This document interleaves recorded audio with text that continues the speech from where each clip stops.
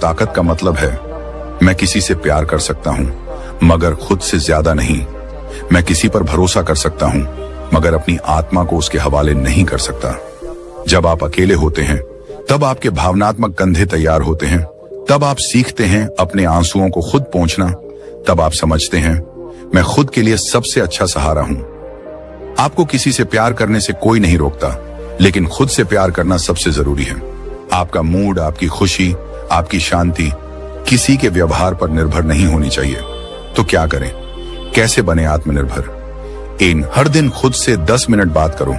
मैं क्या चाहता हूं? मैं कहां जा रहा हूं? 2. कोई नया हुनर सीखो ताकि कल का वक्त आपके लिए अजनबी ना हो। 3. दूसरों की तारीफ या तानों पर कम ध्यान दो। तुम्हारी सच्चाई तुम्हारी सबसे बड़ी ताकत है। 4. रिश्ते निभाओ लेकिन आत्मसम्मान खोकर नहीं। 5. सबसे बड़ा काम, हर सुबह आईने में खुद को देखो और कहो मैं खुद को संभाल सकता हूं, मुझे किसी की इजाजत की जरूरत नहीं है। जिंदगी हमेशा आसान नहीं होगी, लोग हमेशा साथ नहीं रहेंगे, हर दिन अच्छा नहीं होगा, लेकिन आप खुद के साथ रह सकते हैं। जब आप खुद से प्यार करना सीख जाते हैं, जब आप खुद पर भरोसा करना शुरू कर देते हैं, तब ये दुनिया भी आपको देखती है, सुनती है और एक दिन सलाम करती है। क्योंकि जो इंसान खुद के लिए खड़ा होता है, दुनिया एक दिन उसी के पीछे चलती है।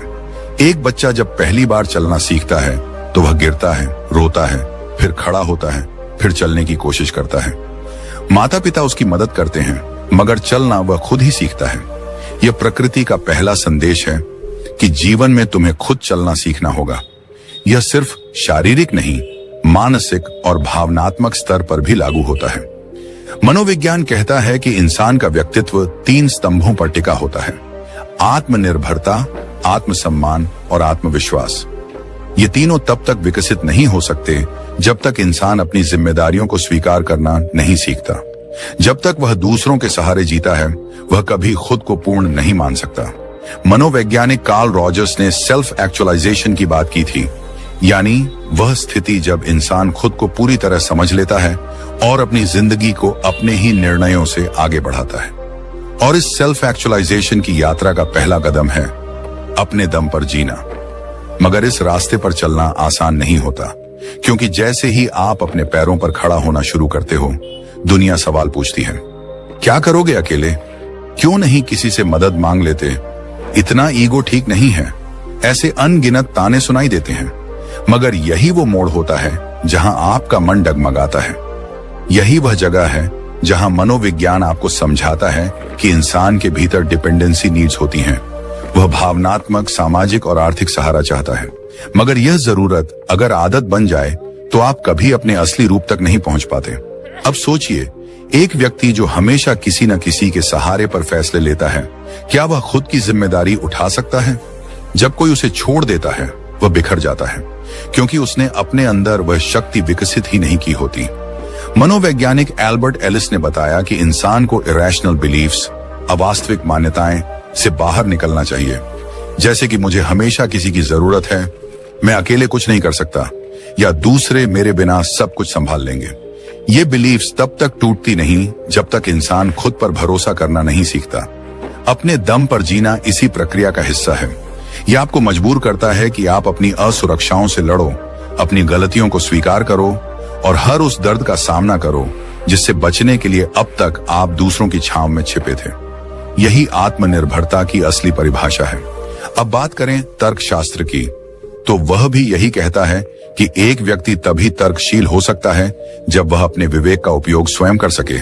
कांट ने कहा था, सापरे ऑडे, यानी हिम्मत करो जानने की। इसका अर्थ था कि अपने ही दिमाग का प्रयोग करो, किसी और के निर्देशों पर नहीं। यह कथन 18वीं सदी के एनलाइटमेंट मूवमेंट की रीढ़ बना, जब पूरी मानवता ने यह समझना शुरू किया कि धर्म, जाति, राजा और रिवाजों के नाम पर जीना बंद करना चाहिए और अपनी समझ से सोचने और जीने की शुरुआत करनी चाहिए। तो जब तुम अपने दम पर जीना शुरू करते हो, तुम सिर्फ एक इंसान के रूप में नहीं, बल्कि एक जागरूक चेतना के रूप में विकसित होते हो। अब अगर हम बात करें महान लोगों की, तो इतिहास में जितने भी असाधारण बदलाव लाने वाले लोग हुए हैं, उन्होंने अपनी यात्रा अकेले ही शुरू की थी। Nikola Tesla, Steve Jobs, Swami Vivekananda, Helen Keller, doctor B.R. Ambedkar और न जाने कितने नाम हैं जिन्होंने समाज के खिलाफ जाकर खुद को साबित किया। उन्होंने दूसरों के भरोसे कुछ नहीं छोड़ा, जो था अपने भीतर से निकाला। गौतम बुद्ध की बात करें तो उन्होंने सबसे पहले अपने ही जीवन से सारे सहारे हटाए। एक सम्राट का बेटा सब कुछ छोड़कर जब जंगल में गया तो वह समाज की मान्यताओं, रिश्तों और सुख सुविधाओं का त्याग करके खुद को जानने निकला। बुद्ध कहते हैं, एपो डीपो भावा, खुद ही अपने दीपक बनो। इसका अर्थ यही है कि दूसरों की रोशनी पर निर्भर मत रहो, अपना रास्ता खुद रोशन करो। उनकी यह बात आधुनिक मनोविज्ञान से मेल खाती है। माइंडफुलनेस यानी अपने मन को इस तरह प्रशिक्षित करना कि आप बाहरी चीजों पर निर्भर हुए बिना शांति और स्पष्टता पा सकें। यह बुद्ध के ध्यान और आत्मनिरीक्षण के अभ्यास से ही निकला है। आज की दुनिया में जहां सोशल मीडिया, रिश्ते, करियर और समाज के दबावों में इंसान उलझा है, अकेले खड़े होना एक विद्रोह जैसा लगता है, मगर यही विद्रोह आपकी मुक्ति बन सकता है। मैन सर्च फॉर मीनिंग के लेखक विक्टर फ्रैंकल, जो नाजी कैंप से जिंदा बाहर आए, उन्होंने लिखा था, जब इंसान के पास कोई सहारा नहीं होता तब वह अपने भीतर आश्चर्यजनक शक्तियां खोज लेता है। फ्रैंकल का कहना था कि हर व्यक्ति को अपने जीवन का अर्थ खुद खोजना होता है और यह अर्थ सिर्फ तब मिल सकता है जब आप अपने दर्द को स्वीकार करते हैं, उससे लड़ते हैं और फिर उसे अपने अस्तित्व का हिस्सा बनाकर आगे बढ़ते हैं। मनोविज्ञान में एक और सिद्धांत है, लोकस ऑफ कंट्रोल। यह बताता है कि कुछ लोग मानते हैं कि उनकी जिंदगी बाहरी परिस्थितियों के हाथ में है, एक्सटर्नल लोकस, और कुछ लोग मानते हैं कि वे खुद अपने जीवन के मालिक हैं, इंटरनल लोकस।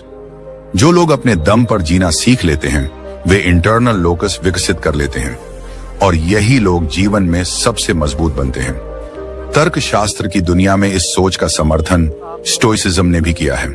स्टोइक दार्शनिक एपिक्टेटस ने कहा था, हम उन चीजों के लिए दुखी होते हैं जो हमारे नियंत्रण में नहीं है, मगर यदि हम सिर्फ उन चीजों पर ध्यान दें जो हमारे हाथ में है तो कोई हमें हिला नहीं सकता। अपने दम पर जीना यही सिखाता है कि तुम खुद को संभालो, हालात चाहे जैसे भी हों।